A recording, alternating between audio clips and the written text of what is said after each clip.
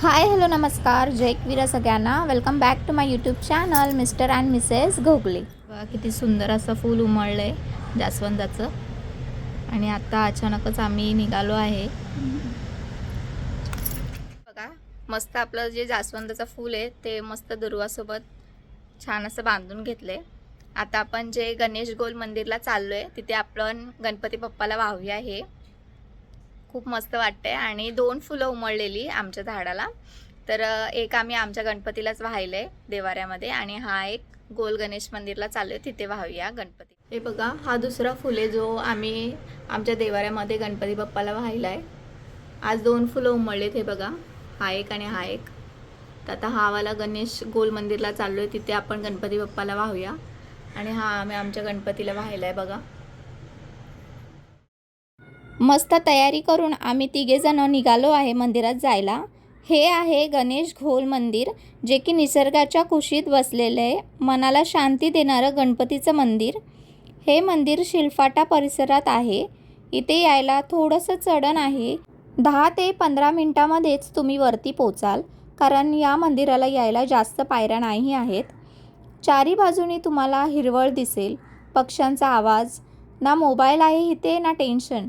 सगळं विसरून तुम्ही इथे फक्त मनाने गणपती बाप्पा मोरया म्हणत वरती या आणि तुमच्या सगळ्या इच्छा ज्या आहेत ते पूर्ण होतील. बोलता बोलता कधी आम्ही वरती पोचलो हे समजलंच नाही. इथे सुद्धा तुम्हाला एक कमान दिसेल, जी मेन कमान आहे आतमध्ये मंदिरात जाण्यासाठी. तर इथूनच आपल्याला आतमध्ये जायचं आहे. सुंदर असं मंदिर वाटते, बाहेरून खूप सुंदर आहे. इथे नळसुद्धा आहे, जिथे आपल्याला पाय धुवून मगच आतमध्ये मंदिरात प्रवेश करायचा आहे. आम्ही देखील इथे पाय धुवून घेतोय. त्यानंतर आपण जाऊयात आतमध्ये. हे जे मी जास्वंदाचं फूल आणि दुर्वा बांधून आणलं होतं, हे मला आता गणपती बाप्पाला व्हायचं आहे. इथे 2 गणेश मूर्ती आहेत, एक पारंपरिक आणि थोडे नवीन. भक्त या गणरायाची पूजा, आरती आणि दीपदान करताना देवाचे आशीर्वाद मागतात.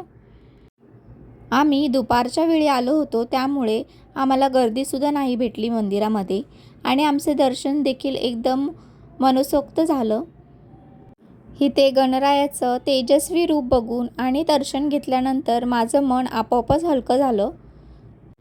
कधी मन शांत हवं असेल, कधी देवाजवळ थोडा वेळ बसायचं असेल तर या ठिकाणी नक्की या.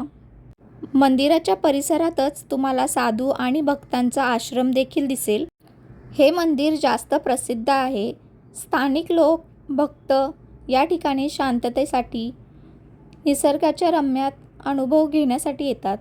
काही लोक या मंदिराला गुप्त किंवा रहस्यमय स्थळ देखील म्हणतात, कारण हे मंदिर टेकड्यावर आहे, म्हणजेच डोंगरावर आहे.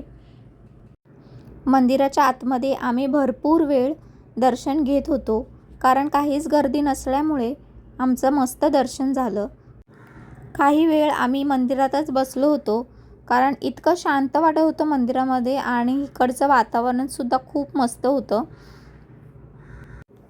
तुम्हीसुद्धा या मंदिराला नक्की व्हिजिट करा, कारण इकडे एकदम शांत वाटतंय मंदिरामध्ये आणि काहीच गर्दी नाही आहे. जर तुम्ही सॅटर्डे संडेला येत असाल तर तुम्हाला बहुतेक थोडी गर्दी भेटेल, पण आम्ही वीकडेजमध्ये आलो आहे, त्यामुळे आम्हाला काहीच गर्दी नाही भेटली आणि दुपारच्या वेळी आलो आहे, त्यामुळे सुद्धा.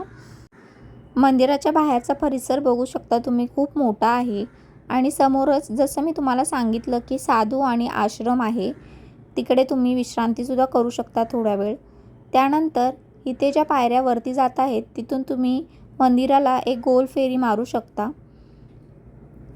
त्यासाठी या पायऱ्या दिलेल्या आहेत, फक्त काळजीपूर्वक वरती चढा. जर तुम्ही या मंदिराला शिलफाटा किंवा महाप्यावरून येत असाल तर तुम्हाला हे रोडच्या मधोमधच मंदिर लागेल. जर तुम्ही नवी मुंबईमधून येत असाल तरीसुद्धा हे तुम्हाला एकदम जवळ आहे मंदिर. मी तर नक्कीच सजेस्ट करेन तुम्हाला की इकडे या आणि इकडचा अनुभव घ्या, कारण इतकी शांतता तुम्हाला कुठेच नाही भेटणार. मंदिराला येत असताना तुम्ही काहीतरी खायलासुद्धा घेऊन येऊ शकता, कारण आजूबाजूला इतकं इकडे सोयी नाही आहेत दुकानाची वगैरे, कारण एकदम रोडच्या मधोमध हे मंदिर लागते आणि वरती गेल्यानंतर सुद्धा तुम्हाला काहीच इकडे दुकानं वगैरे नाही आहेत. सो जर तुम्हाला काही पाणी किंवा खायचं असेल तर तुम्ही सोबतच घेऊन येऊ शकता. त्यानंतर इथे भरपूर जागा आहे. परिसर खूप मोठा असल्यामुळे तुम्ही इथे कुठेही बसून जेवण करू शकता जर तुम्ही लांबून येत असाल तर. इथे एक छोटासा गोठासुद्धा आहे जिथे प्राण्यांचीसुद्धा काळजी घेतली जाते. इथे चारा, पाणी सर्व आहे गाईसाठी आणि फॅन देखील लावून ठेवलेत ह्यांनी जेणेकरून वारासुद्धा भेटेल ह्यांना. त्यासोबत इकडे बाहेरचा परिसर दाखवते मंदिराचा. आम्ही काही वेळ इकडेच विश्रांती केली. प्रॉपर ॲड्रेससाठी तुम्हाला मी डिस्क्रिप्शन बॉक्समध्ये मॅपची लिंक टाकते जेणेकरून तुम्ही मॅपच्या थ्रू इकडे पोहोचू शकता मंदिरात. आणि कसा वाटला तुम्हाला गणेश घोल मंदिरचा हा व्लॉग नक्की कमेंटमध्ये सांगा. खूप सुंदर असं मंदिर आहे, नक्की व्हिजिट करा. भेटूयात नवीन व्हिडिओसोबत. तोपर्यंत